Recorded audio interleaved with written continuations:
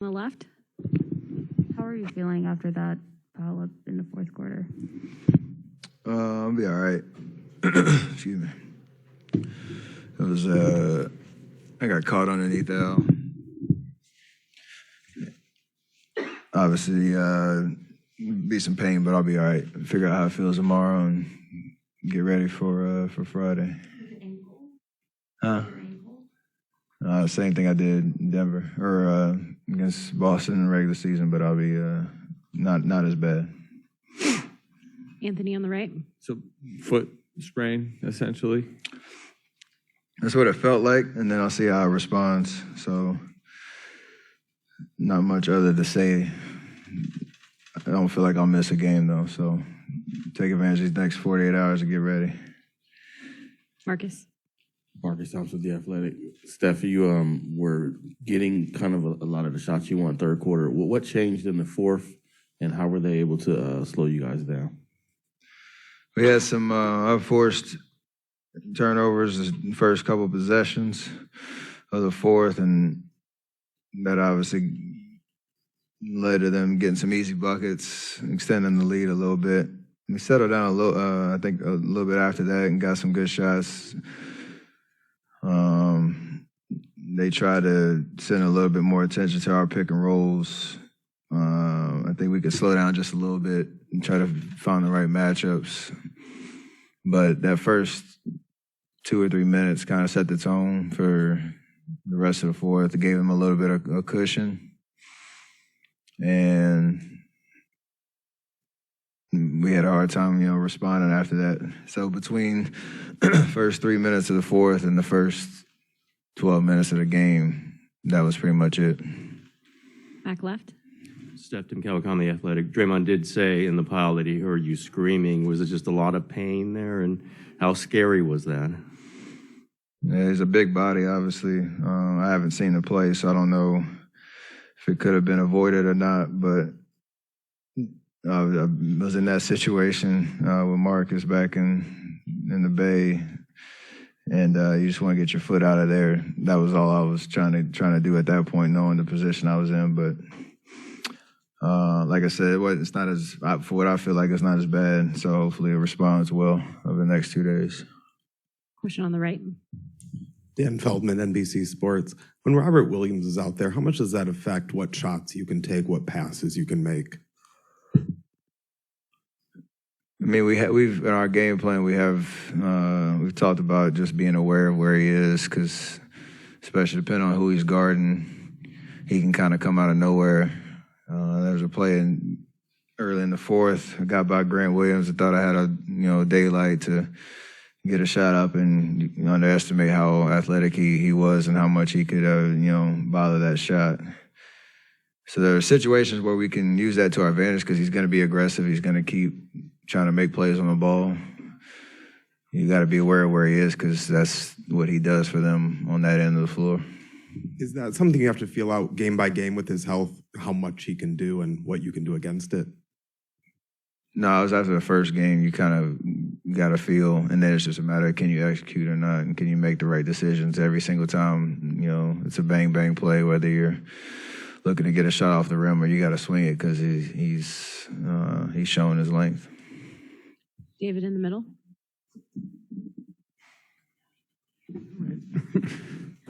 David Aldridge, Athletic. Steph, you've heard over the years fans getting on Draymond for various things. What did you think of the chants tonight and the frequency of the chants? Par for the course. Every arena, you kind of get a little something. It's been like that the whole playoffs, and every run we've made over the course of he expects it. So no different tonight. Vince. Steph, Vince Goodwill, Yahoo Sports. Was this one of those games when you start off early and you fall behind 10, 12 points? Did you feel like this was one of those games you had to hang around in, and maybe you could kind of steal it on the back end if you just stayed close enough? And, in relation to that fall, do you feel like maybe there's a little recklessness there in that situation, considering it's the second time that's happened to you against them this season? I mean, the first question is you want to get off to a better start because you got to know that like a really good team like Boston is, they're going to feed off of the change of venues and coming out with a lot of energy and aggression. And, you know, Jalen got off to a good start in the first quarter. Made some tough shots, some ones we didn't really press up into his body. And we paid the price for that over the course of the game because we clawed our way back, had a 1-point lead at one point in the third quarter. And you do all that work to get back into it, but we feel like we can play a lot better with that same third quarter intensity where you're not on your heels for big parts of the game and don't have to win the game twice in a sense. So we got to correct that if we want to get game 4. I don't really have any comments on the other play. I haven't really seen it yet. I just know, how it felt. Dan here in the middle. Steph, Dan Devine from The Ringer. When Clay was up here, he mentioned the fact that you've sort of been here before in 2015, down 2-1. I'm wondering if you see any similarities in terms of this Boston team, that Cavs team, the situations, the physicality in the series, any parallels you can draw as you move forward trying to get back into the series? Nothing specific, just that the situation is what it is. We're on the road. We must-win game 4. We had a must-win game after a tough one in game 1, and we got game 2. So the flow, we still feel like we obviously can win the series, and we got to come out with the right intensity and focus in game 4. But to Clay's point, it does help knowing we've been through a little bit of everything over these last 8 years and can draw on that experience of showing up, when you need to stay in the series. Last question to Kendra up front.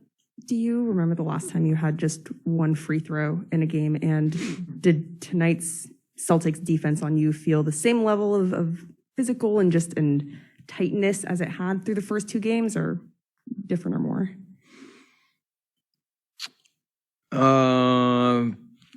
Felt the same. I mean, their personnel and the way that they defend, they are very physical. They have